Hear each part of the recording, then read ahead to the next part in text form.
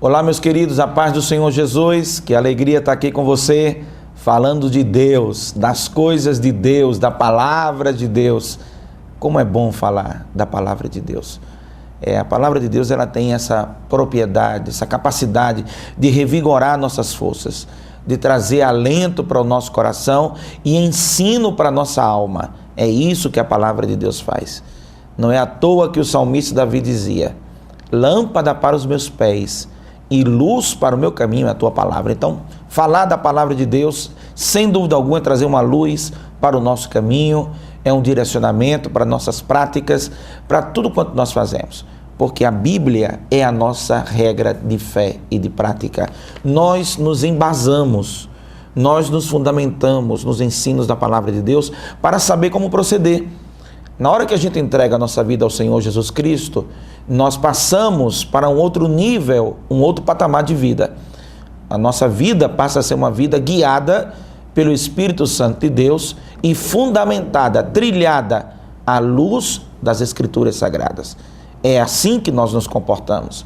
É assim que nós guiamos a nossa maneira de viver. Antes de aceitar Jesus como Salvador, a gente fazia isso pelo nosso impulso, pela nossa imaginação, pela nossa ideia, ou por uma filosofia emprestada de A, de B, de C. Agora não.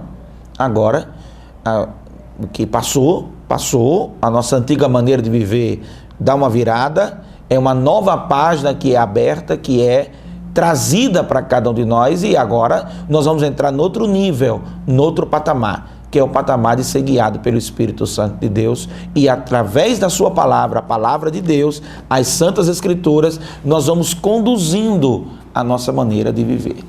E por isso que é bom estar aqui falando sobre essa palavra. Ler a Bíblia, orar, estudar a palavra de Deus, é a maneira que você tem de estar construindo um novo caráter dentro de você.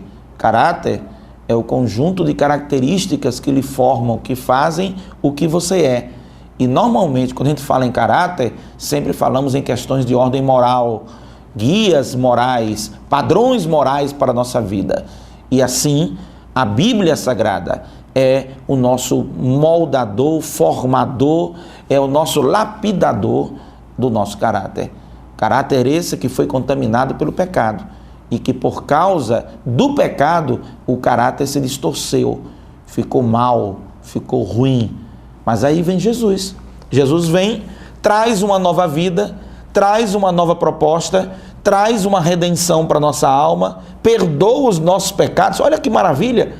O pecado que eu não consigo perdoar, que eu não consigo me limpar dele, que eu não consigo me livrar dele, Jesus vem, dá a vida dele por nós na cruz do Calvário, e ele faz isso por amor, a motivação dele é o amor, e assume a minha culpa e a tua culpa que foi gerada pelo pecado, e aí nos propõe uma nova maneira de viver.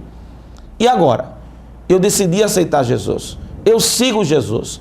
Como é que eu vou me conduzir agora nessa nova maneira de viver? É aí que entra a palavra de Deus, as Santas Escrituras, mostrando de que maneira nós temos que nos conduzir.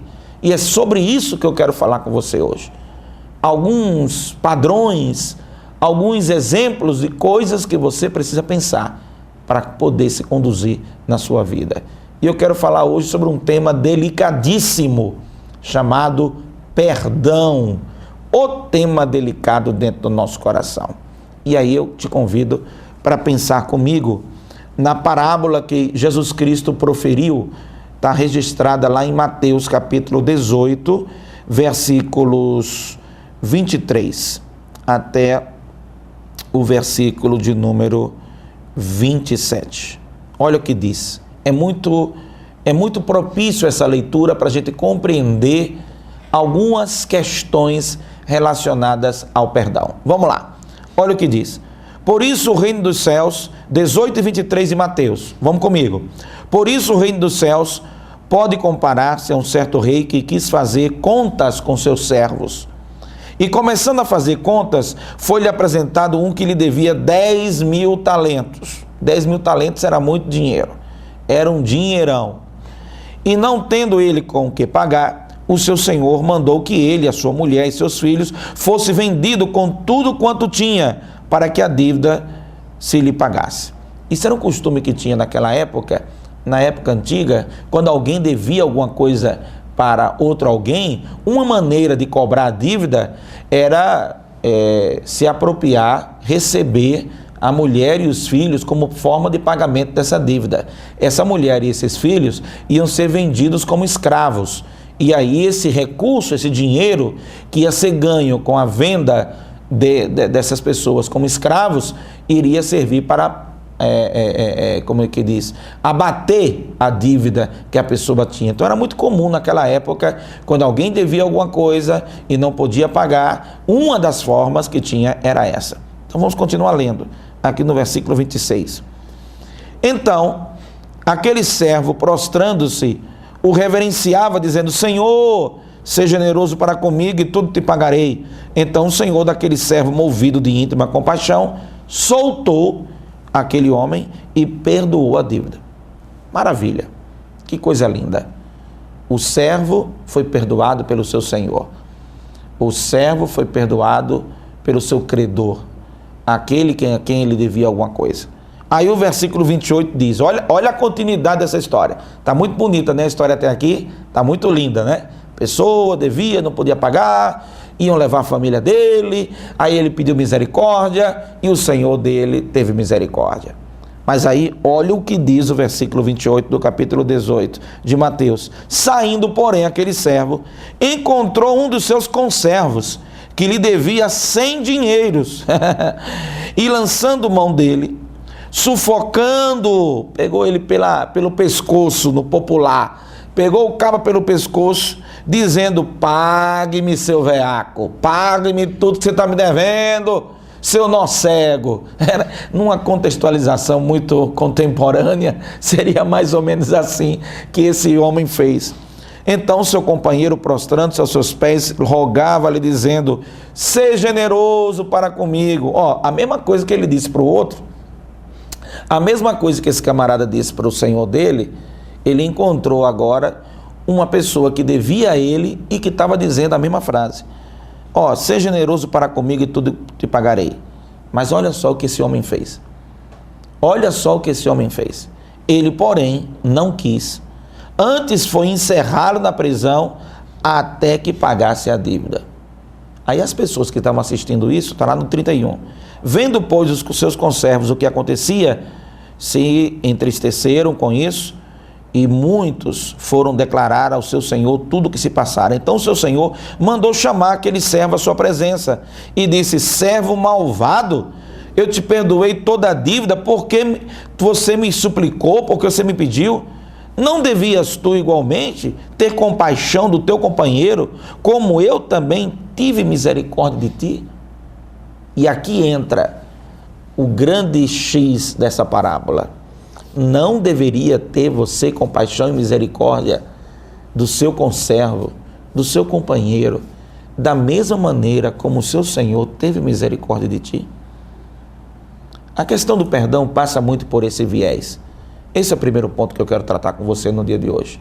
Eu quero te fazer pensar que o perdão dado é proporcional ao perdão recebido. Gravou isso aí? Eu vou repetir, grava aí. O perdão que você dá é proporcional ao perdão que você recebeu. A parábola ela é muito feliz, ela é muito sábia em fazer essa comparação. Ela está mostrando que aquele homem devia 10 mil talentos, ele ia passar 10 mil anos para pagar aquela dívida, quer dizer, era uma dívida impagável. Em média, 1 talento era o salário de um dia de uma pessoa. Normalmente, os bons trabalhadores daquela época receberiam isso do seu senhor. Era um dinheiro bom, 1 talento. Ora, se ele devia 10 mil talentos, ele ia precisar de 10 mil dias para poder pagar aquele dinheiro. Era um dinheiro que ele não tinha como proporcionar, ele não tinha como pagar isso, ele não tinha como chegar nisso, era muito complicado para ele. E aí ele encontra um outro que deve a ele 100 dinheiros. 100 dinheiros era muito pouco comparando com os 10 mil talentos. O que acontece? Ele vai, é implacável, é impiedoso, é insensível, ele é sem misericórdia com aquele outro. E aqui a comparação é a seguinte: o Senhor dessa parábola é Jesus. Os servos somos nós. Jesus vai e nos perdoa de uma dívida que nós não tínhamos a menor condição de pagar, menor chance. Não tinha como ser pago. Não tinha. E por causa disso, aquele senhor teve tanta misericórdia dele. Olha, ia vir uma consequência, ia perder tudo, ia perder a mulher, ia perder os filhos, iam ser vendidos como escravos, ele ia ficar na prisão, mas o seu Senhor ouviu o clamor, ouviu o pedido, se sensibilizou e perdoou. E o que é que aquele homem fez? Encontrou logo em seguida outra pessoa que devia muito menos.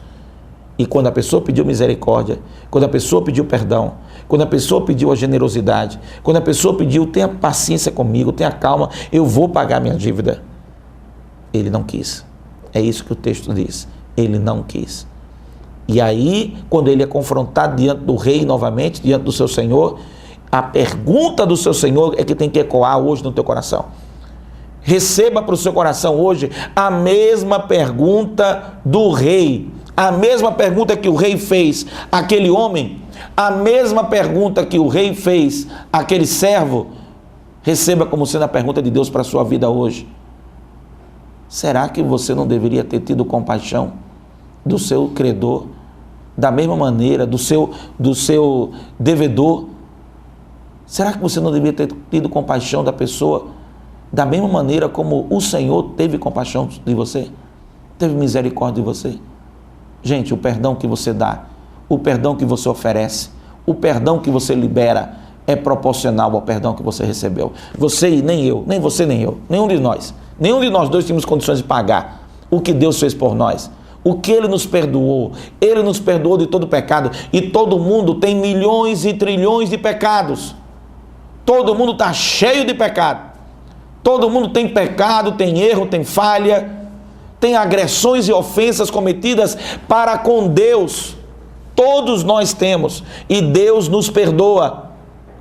A Bíblia diz que se confessarmos os nossos pecados, na carta de 1 João está descrito isso, Ele é fiel e justo, capítulo 1 de João, para nos perdoar nossos pecados e nos limpar de nossa imundícia.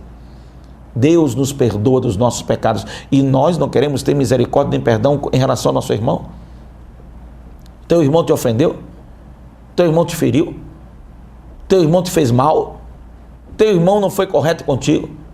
Ei, o perdão que você tem que liberar não é porque ele é melhor ou pior do que você, porque a pessoa é mais certa ou menos certa. Não, porque eu tenho razão, porque o errado é o outro. Ok, que o errado seja o outro, mas que você também não seja errado nisto ao não liberar perdão, porque quando você não libera o perdão, você quebra a relação do perdão que você recebeu para com Deus. Toda vez que você for ofendido, que você for injustiçado, perseguido, injuriado, toda vez que lhe fizerem mal, a lâmpada para os nossos pés, que a palavra de Deus diz para você: ei, escuta aqui, é para você, meu amigo, é para você. Você tem que liberar esse perdão, porque o perdão que Deus liberou para você foi muito grande. Você não é merecedor, nem eu, nenhum de nós somos merecedores do perdão que Deus liberou sobre nós. É tão grande, é tão tremendo, é tão forte o perdão que Deus liberou para nós, que nós não merecemos. E por que é que você não vai ter compaixão do seu irmão? Por mais grave que seja o que ele fez contra você, por mais terrível que seja o que ele fez contra você, libere esse perdão, porque o perdão que você recebeu foi tão grande, foi tão maravilhoso, que Deus não levou em conta o tamanho do teu pecado, se era muito, se era pouco, não levou em conta o tamanho da besteira que você fez, mas Ele libera, Ele traz, Ele concede perdão para você. Conceda você perdão também para a pessoa que lhe fez mal. Libere o perdão. É isso que você tem que fazer, porque o perdão que você recebeu é muito grande. Eu vou continuar falando sobre isso com você amanhã, tá bom? Eu te convido, acompanha aqui comigo. Acompanha, eu quero falar mais sobre isso. Eu tenho mais coisas para dizer da parte de Deus para a tua vida, para a minha vida, para nós, porque essa palavra é para nós. A palavra de Deus é para nós, é nossa guia, é a nossa referência de conduta. O teu eu humano, a tua carne, ela tem vontade de fazer diferente, mas não faça assim. seja guiado pelo Espírito Santo de Deus, seja sensível à voz do Espírito Santo de Deus e libere esse perdão, porque o que você recebeu foi muito maior. Que Deus te abençoe. Até amanhã. Eu te espero para continuar falando sobre isso, tá bom? Deus te abençoe, em nome de Jesus.